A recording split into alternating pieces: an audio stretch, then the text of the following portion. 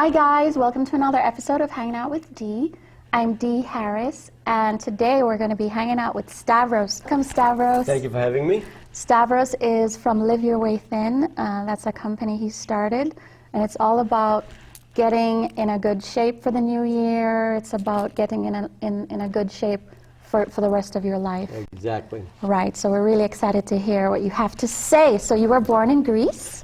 Yeah, I was born in Greece. I moved here when I was 15 years old. Yes. The first thing I noticed, in Greece we had a very different upbringing. Yeah. Because I lived in an island. Yes. So actually I was raised on the Mediterranean diet. Oh, really? I would like to say the true Mediterranean Yes. diet. Because sometimes, there are versions. there's versions of Yes, it. yes. So I was raised in Greece where the way that we ate was very different than the way that we eat in this country, actually in other countries too. Yeah. For one thing, that we ate on average twice a day. Mm-hmm. That was the number of times we ate was one main meal, one small meal. Yes, you were talking about that. Let's go back a little bit. You were talking about in school that you didn't have like a regular lunch period. Yes. Talk about that. The whole debate about what to serve for school lunches. Yes, yes. Okay, that's what to do in Greece. Nothing. We didn't have a lunch break. So basically, there was 10-minute period between every class. Yes. The school sold snacks. Yes. Small snacks. Uh-huh. And if you were hungry, as a child, you went, got your snack, and you ate. There was no lunch period. No lunch period. No. And many times, actually, as a child, I didn't eat. Because I wasn't hungry. Or the one thing that it was drilled into our heads is never ruin your appetite before lunch. And because we ate lunch at 1:30, 2 o'clock, as a child, if it was past 12 o'clock and I hadn't eaten yet, I wouldn't dare eat.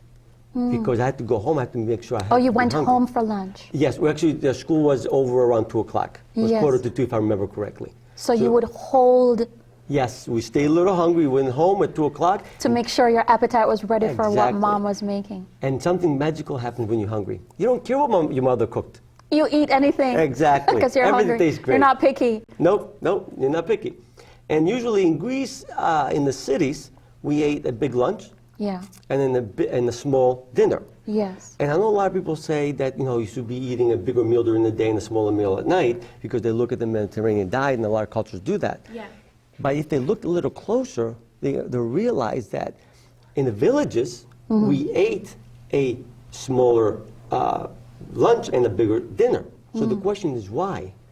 And the reason is, at lunch, after we ate at lunch, guess what we did? We took a Played. nap. Oh, you took a nap? Yes. You took a siesta? Exactly. As a matter of fact, the whole city shuts down. As a matter of fact, you have to have special license to be open during the times of 2 and 5. Unbelievable. Because In everything Greece? shut down. Yes, everything Wow. shuts down. So you went home at 2 o'clock, you ate your lunch. Yes. Then you took A nap. A nap. And everybody is napping. Everybody, All most the people nap. stores are closed. Everything is closed, which aids digestion, by the way. It's a good thing. Yes. Now, in the villages, though, because we worked in the fields, because I think it was in September, we used to go collect olives. Yes. So we used to stay in the village for 2 weeks. Lunch became a very small meal. And dinner became the main meal. Why? Because you're working through the daylight Exactly. hours to do your Because how do you farming. feel after eating a big meal? Tired. Exactly. You want to take a nap. It's a natural thing. So Yes. people knew that, hey, if I had this big lunch, I would want to take a nap, not go collect olives. So they made it late. So they followed their instincts. And so basically, on average, most adults ate twice a day. That was the number of meals. Very interesting. Very interesting. So you said your parents were in the restaurant business as well. Yes. Back in Greece. My father owned a restaurant. My mother actually, helped out. Yeah. And then even when they moved here, they actually opened a restaurant. And now actually my family, my uncles have restaurant. They're in the restaurant business. Oh, still here in the U.S. Yes, they still do actually. Like, what do they do? Like pizzas? And No, diners.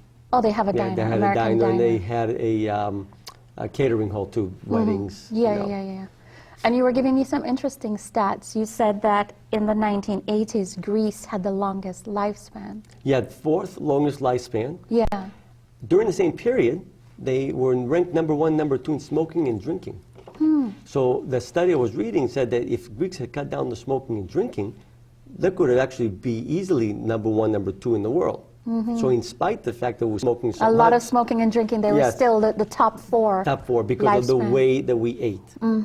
And that one thing though also not just about what we ate is How we you ate it. And we'll go into that Yes. a little later. We don't want to give them too much too early.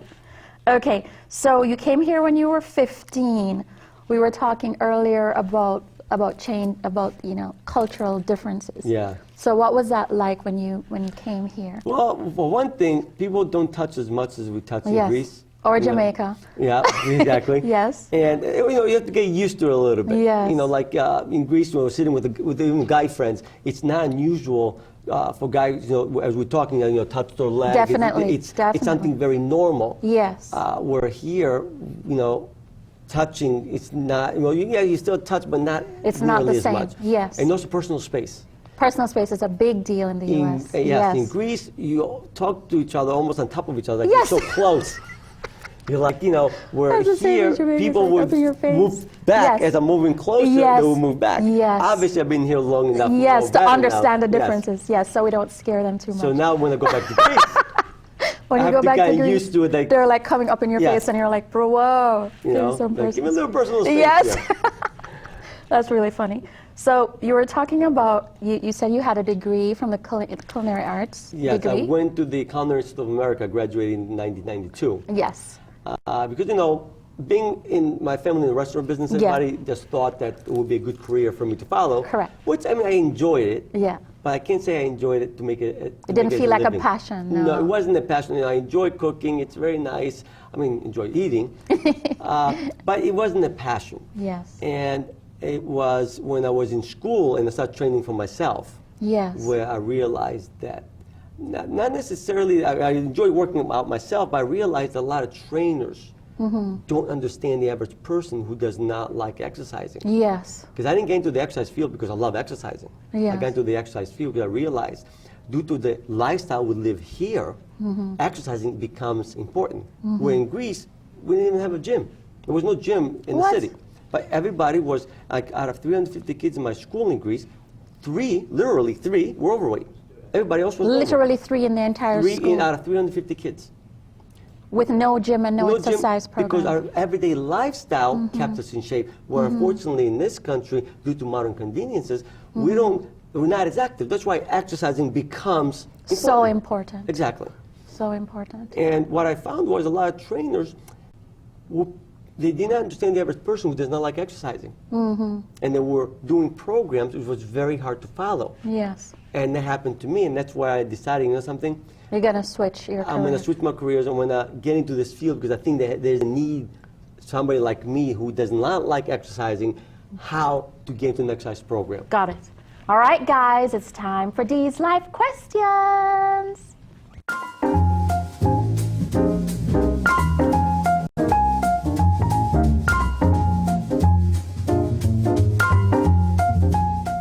All right, Stavros, you had so many amazing quotes that this entire segment is going to be about some of the quotes that you made. Great.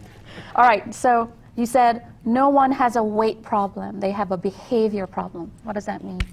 What that means is that I always tell people that weight gain is a symptom. It's not really the problem.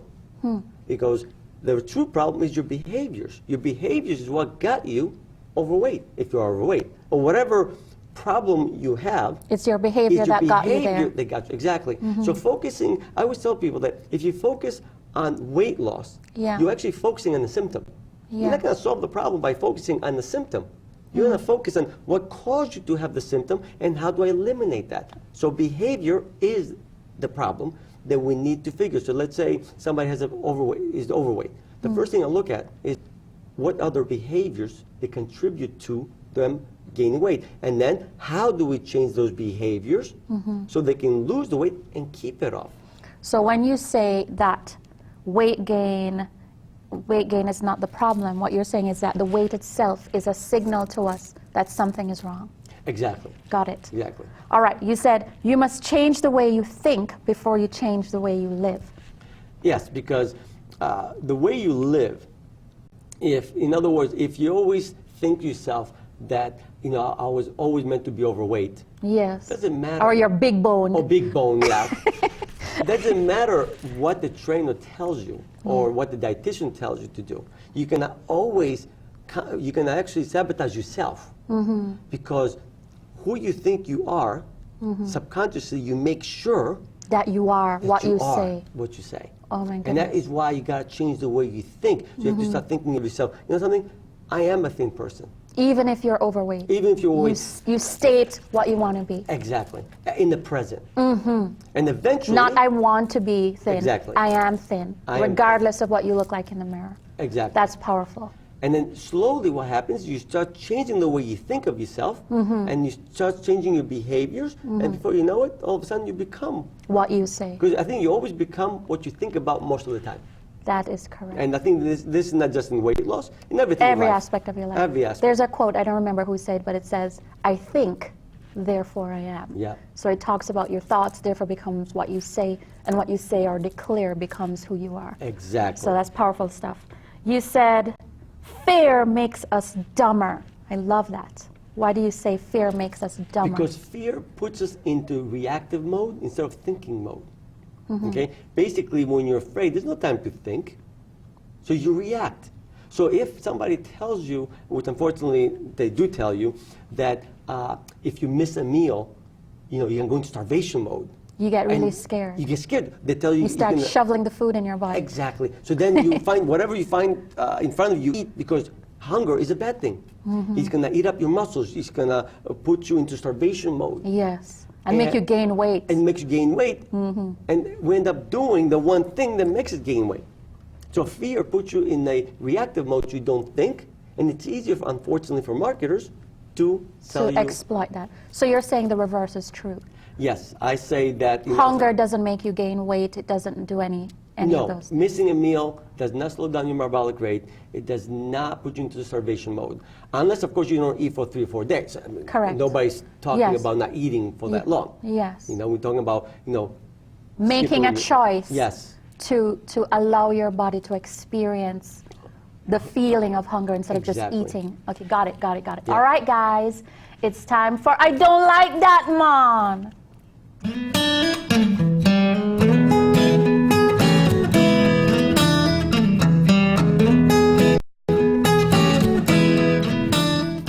All right, guys.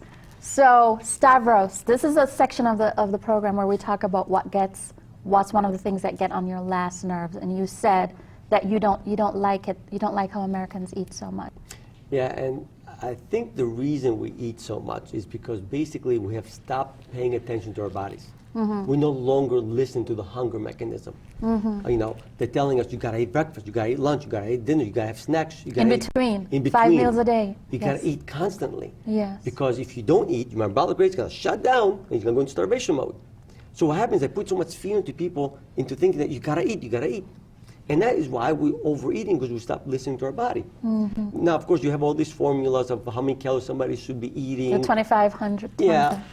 And I disagree with that. You don't think 2,500 is a... I'm not going to even give you a number, because the fact is this. How did they come up with those formulas? Okay? They came up with them by looking at averages. The fact is, we truly do not know how many calories we need for optimum health. We don't really know that. The only way we can figure that out is by listening to our body. And what are we listening for? Hunger. Correct. Your body will tell you when it needs to eat and when it doesn't need to eat. When you're not hungry, simple, don't eat. I laugh when I hear people talk about breakfast, even if you're not hungry. Oh, you gotta have breakfast. I said, wait a minute, I'm not hungry. But you have to eat anyway. So are you telling me that my body's trying to sabotage itself? Yes. Is that what you're telling me? Yes. So to me, is the reason we eat so much is because we have stopped listening to our body. Yes. And once we start listening to our body, automatically the body's going to find how many calories it needs to be eating for optimum health. Fantastic. Yeah. So then what you're saying is hunger is the body's way of saying eat now. Exactly. If you haven't heard that signal, if you haven't felt the signal of hunger, do not eat. Exactly. And, well, the other point there is, too, we have to make sure we know what hunger is and what craving is, because unfortunately, a lot of people mistaken craving for hunger. And a simple rule that I use is true hunger, yes, you're not picky. You want to eat anything. Okay. If you say, I'm hungry, but only for chocolate, that is not hunger. That's hungry. a craving. Exactly. That's cool. You know. I love it, I love it, I love it. All right, guys, it's time for What in the World?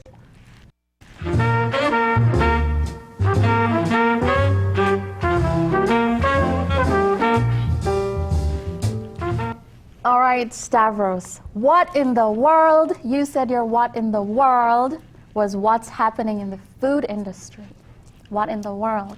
Well, the food industry has focused so much on labeling foods healthy, unhealthy, fattening, not fattening. Again, they forgot the basics. And forgot the basic question of what are we eating in the first place? Okay, the fact is this, there's no such thing as a fattening or not fattening food. Okay? You can be eating pizza What do for you all I mean? care. Pizza, Yep, you can eat pizza and lose weight. Because, fatty pork, you know, exactly, you can eat bacon. bacon. Because the fact is this, once you start listening to your body, okay, and you learn what hunger is and when to stop eating, let's say you're eating pizza, okay? Yes. If you're eating pizza, and you're eating obviously because you're hungry, you're gonna stop eating pizza when you satisfy your hunger, okay? That means that it's gonna take you much longer to get hungry again than if you ate a salad. Got it. Okay, so if you learn to listen to your body will tell you how long you need to wait before the next meal. Unfortunately, we eat by the clock. See, they tell you, oh, you got to eat every 3 hours or every 4 hours. Yes. How do they know how often they need to eat? We don't know what we just ate. What you Correct. just ate determines how long you should wait Got it. before the next meal. Yes. There's no we don't eat by the clock. You and eat unfortunately, by, though, yeah. we eat by We the should clock. be eating by what your body is telling Exactly. you. That You is know. so cool. So go a little deeper again about true hunger. The Okay. true hunger versus a craving. Help our viewers understand what that means. True hunger, like I said before, is that one way you can tell for sure that you're hungry is that you want to eat anything. Yes. You're not picky. Okay. The moment that you say to yourself, "I'm only hungry for A specific a specific thing. food," That is a craving. it's a craving, And not hunger. and not hunger exactly. And not true hunger. Because true hunger, you want to eat anything, and you're not picky. Also, true hunger, by the way, food tastes better too. That's one benefit. I mean, food tastes so much better because your taste buds are so much more sensitive. To what you're about to eat. I love that. All You right, know. hold on to that thought. All right, guys, it's time for Say What?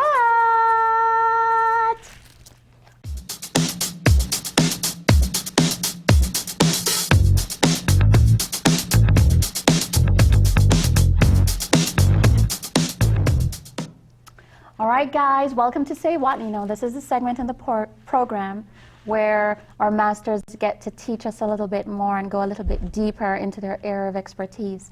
So let's go for it. Today we're talking about the 7 important eating habits that anyone can have for 2016. All right, go for it, Dill. So we were talking about that eat out of true hunger, and you were saying when you're truly hungry, you're not picky. Exactly. What about your mouth? What do you feel in your mouth? Is there It's pain in your belly? Is it hanging in your It's belly? a mouth-throat sensation. The stomach might growl, might not. It doesn't necessarily mean hunger. Growling doesn't mean you're hungry, by the way. It doesn't? No, because it's sometimes a habitual hunger. You have to be careful. It's like if you always ate breakfast. Okay, let's say you ate breakfast every morning, whether you're Every hungry or morning, not. 7 o'clock. Yes. Exactly. It gets to a point that your body expects food. So it can act as if it's hungry, but it's not really. Okay, I mean, you're familiar with the Pavlov dog experiment? Yes. Okay, we're the dog. We are the dog. Unfortunately, it's what happens is if you're always eating a habitual meal, all of a sudden your body acts as if it's hungry, but 'Cause it's not true expecting hunger. it. Exactly. You know, I've actually lunch, right? Have you ever had an experience where you were so busy one day you forgot to eat lunch? Yes, Okay. all the time. That means you were not hungry. True hunger will interrupt anything you're doing. Craving will not, because if you're busy, you're not thinking about it, craving will not interrupt when you're busy. But true hunger, let's say you're truly, truly hungry, I don't care how busy you are, your You're body going will to tell stop. you. Great. Next graphic. You say, eat slowly and mindfully. That is one of the most important rules of eating, because it takes your brain around, it's good. Yeah. It takes your brain around 20 minutes to get the message that you're full. Yes. Okay? By eating slow and mindful, it gives your body a chance, first of all, to taste what you're eating, you know, but you get more satisfaction. Because think about this. But explain to the audience here in the U.S. and around the world, what does eating slowly and mindfully mean?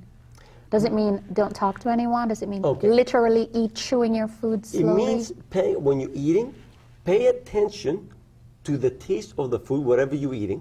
Okay? Okay. It means not to watch TV or having any Or serious texting conversation or- or texting or everything else, or talking on the phone or having a serious conversation.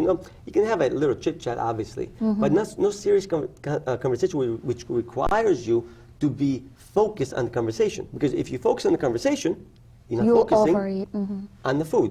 And think about it. When do you get pleasure out of food? When the food's in your mouth. Correct. So if you're not paying attention when the food's in your mouth, you're not getting as much pleasure out of the You food. miss the experience. Which means you need to eat more to get the same amount of pleasure. I got it. Next graphic. Know when to stop eating. How do we know when to stop eating, Stavros? It's actually really simple. Once you've learned to eat slow and mindful, you're going to notice that the food tastes best at the first bite. Okay. You're going to reach a point where the food no longer tastes as good. That's a sign right there you stop eating. Got it. Okay? But again, you not know it when to stop eating if you haven't learned to eat slow and mindful, though. That's why the way that I apply the rules in my program is in order. Yes. We have to make sure we learn to eat out of hunger. Then we have to make sure we eat slow and mindful before we can know when to stop eating. It's a process. It's a process, exactly. That's really good stuff. Next graphic. You say make junk food special, so junk food is allowed in your program. Absolutely. Okay. Because let's face it, junk food tastes way too good to give up. And besides, I'd be a hypocrite because, you know something, I love my junk food. I love Yes. my deviled dogs. Yes. My chocolate chip ahoy even more. But to me, junk food, when I know, I see a lot of nutritionists tell people, oh, get rid of all junk food from your house. Yes. Okay? That's fine. But what happens when you go to your friend's house or you go to work and somebody brings junk food? You want it even more because remember, it's in human nature to want what we can't have. By simply telling you, give up junk food, You begin to want it. exactly. So what I do is I believe in the 80-20. Monday through Friday, I eat perfect. On the weekends, I have all the junk food I want. But guess what? I don't have that much. Because since I can have it every weekend, they've lost, I still enjoy my cookie or two, but I don't feel the need to eat, to have the whole box. Because I you know the weekend is coming. Exactly. And that's when you reward yourself. Yeah, it's like a reward. But again, you lose that drive to have it because you can't have it. Yes. So, Yes, you're not deprived. And that's why I came up with the rule, make junk food special. So in other words, have it on the weekends, have it on special occasion, on your birthday, A wedding, a birthday, wedding, yes. whatever. Yes. Yeah, that's good stuff. Next graphic. Weight gain is a blessing. Absolutely. Remember when I tell Yes, that we to were people, talking. Yeah. they usually look at me Like, "What, are you this man nuts? is crazy. What do you mean weight gain is a What you blessing? talk about, man? See, weight gain, the reason that I call it a blessing is because, think about it. Think of weight gain as a signal from your body telling you you're doing something wrong. Yes. Where I know a lot of thin people had strokes and heart attacks. See, a lot of thin people wrongly believe just because they're thin That they're healthy. that they're healthy. Okay, you can be thin and unhealthy. I know plenty of those people. Yes. At least when you gain weight, you have a clear signal that your body's telling you, wake up, you're doing something wrong. Where a thin person doesn't get the message. Got it. And that is why I call it a blessing. Yes. It is, your body's talking to you. Yeah. Listen to it. Yeah. Absolutely. I love that. Next graphic. I must learn to control me, you said. Yes, because, And you were talking about your weekend soda rule? oh yeah, actually, this is how I end up eliminating junk food. Because I used to be a huge junk food eater. I Yeah. used to love junk food. Remember, my wife always used to tell me, don't you feel a little hypocritical? I'm like, why? Because you're telling all your clients to give up their junk food and you eat like a fiend. And the fact was that I wasn't gaining weight. I mean, my body could put up with junk food, but I knew sooner or later it's going to catch up with me. Yes. So my first attempt to get rid of junk food, I did what everybody else advised, was I eliminated all junk food from my house. But when I used to go to my mother's house, she kept sodas, Grandma's house.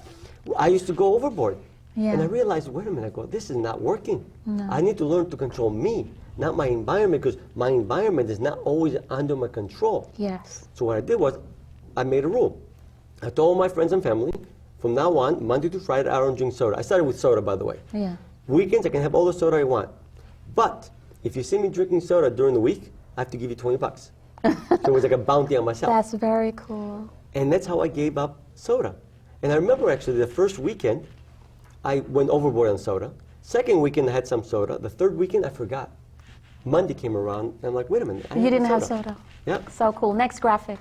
Self-control. I love that. You said, eat or drink 4 servings of fruits and veggies daily. Yes. I think fruits and vegetables, I don't think there's any argument. I think this is one area we all agree on. Yeah. I say 4 to 5. Yes, ideally you should have more. Yeah. But I would always believe trying to set realistic goals. Okay, because if I said 4 and 5 and 6 and 7, people might say, "Hey, there's nothing. It's There's too no much. way." Yeah. So to me, 4 or 5, it's good. It's a good start. You know, fruits and vegetables. I prefer, by the way, not juicing anything. I prefer to eat the real thing. Okay, so not juicing, You know, eating. yes, I mean, yes, is juice a better choice than the soda? Yes. But I prefer to eat the real thing, the real fruit, not juicing. Guys, thanks so much for hanging out with me today. One love, Stavros. One love, Dee. One love, everyone. See you Thank next you. time. Bye.